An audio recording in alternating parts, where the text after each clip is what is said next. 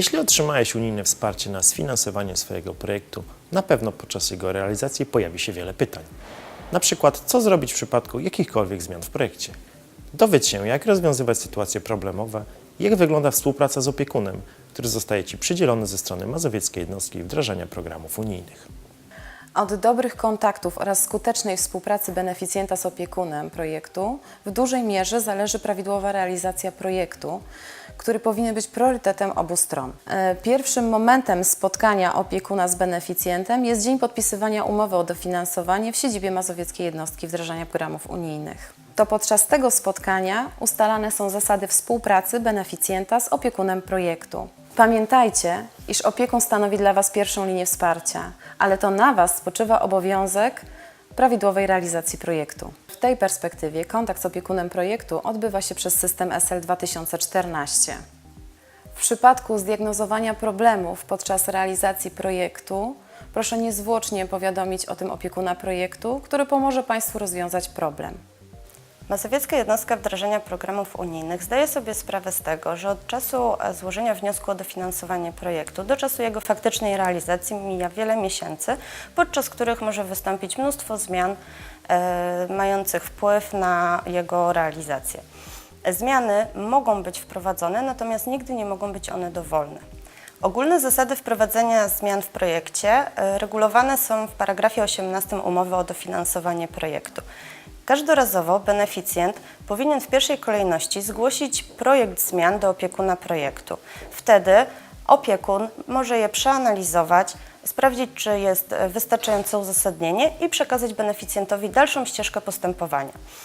W projektach mogą wystąpić bardzo drobne zmiany polegające na zmianie adresu do korespondencji lub reprezentacji spółki. W takiej sytuacji nie musimy podpisywać aneksu do umowy. Wystarczy, że beneficjent o tym poinformuje i opiekun projektu przekazuje informację, że takie zmiany przyjmujemy do wiadomości. Każdorazowo podczas planowania zmian beneficjent powinien wziąć pod uwagę kryteria oceny, za które otrzymywał punkty podczas oceny merytorycznej. Ważne jest, aby nie zmieniać w dużym zakresie wskaźników rezultatu oraz produktu, za które zazwyczaj jest duża ilość punktów. Nie ma możliwości, aby udzielić zgodę na zmiany, które powodowałyby otrzymanie zbyt małej ilości punktów. Zmiana terminu realizacji projektu zawsze wprowadzana jest aneksem do umowy. Pamiętajcie, iż ostatnim terminem na złożenie wniosku o wydłużenie okresu realizacji projektu jest termin zakończenia projektu. Wyjątek stanowi, gdy umowa o dofinansowanie jest podpisywana po zakończeniu realizacji projektu. Wtedy mają Państwo 14 dni na złożenie takiego wniosku. Zmiany w montażu finansowym polegające na przesunięciu wartości pomiędzy zadaniami możliwe jest po wcześniejszym ustaleniu ich zakresu z opiekunem projektu oraz złożeniem aktualnego harmonogramu rzeczowo-finansowego. Zmiany te nie zawsze powodują konieczność podpisania aneksu do umowy, natomiast w żadnym wypadku nie mogą prowadzić do zwiększenia dofinansowania. Przy zmianie formy prawnej pamiętajcie, iż beneficjent podpisując umowę o dofinansowanie jest zobowiązany do zachowania tzw. zasady trwałości w okresie jej realizacji, a także trwałości w okresie realizacji planowanej inwestycji. Wymóg w powyższym zakresie narzucają na fundusze europejskie przepisy prawa wspólnotowego, w tym w szczególności rozporządzenie ogólne. W przypadku mikro, małych i średnich przedsiębiorstw przez okres 3 lat projekt nie powinien być poddany tzw. zasadniczej modyfikacji, która może być związana np. z zaprzestaniem prowadzenia działalności gospodarczej, usługowej, czy też przeniesieniem praw własności dofinansowanej ze środków unijnych infrastruktury. Warunek trwałości projektu dotyczy również podmiotu jako beneficjenta pomocy. W celu dopełnienia obowiązków wynikających z zawartej umowy o dofinansowanie powinniście Państwo prowadzić działalność gospodarczą w formie, jaka została zawarta we wniosku o dofinansowanie. Co do zasady, forma prawna prowadzonej działalności gospodarczej powinna być taka sama w trakcie realizacji projektu, jak i na etapie podpisywania umowy o dofinansowanie.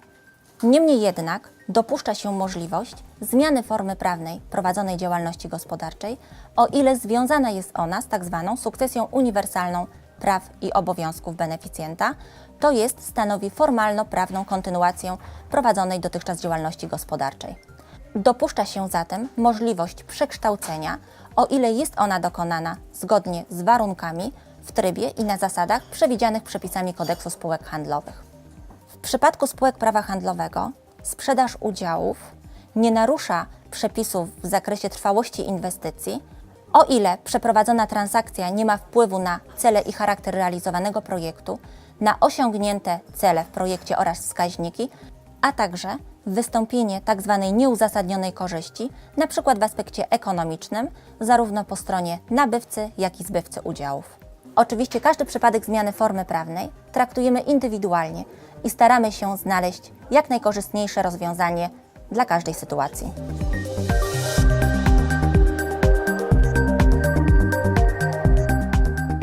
Jeśli chcesz uzyskać więcej informacji o procesie pozyskiwania środków z funduszy europejskich w ramach Regionalnego Programu Operacyjnego dla województwa mazowieckiego na lata 2014-2020, zobacz inne nasze wideoinformatory. Znajdziesz je na stronie internetowej funduszedlamazowsza.eu. Więcej informacji uzyskacie Państwo w naszych punktach informacyjnych w Warszawie, Płocku, Ciechanowie, Siedlcach, Ostrołęce i Radomiu.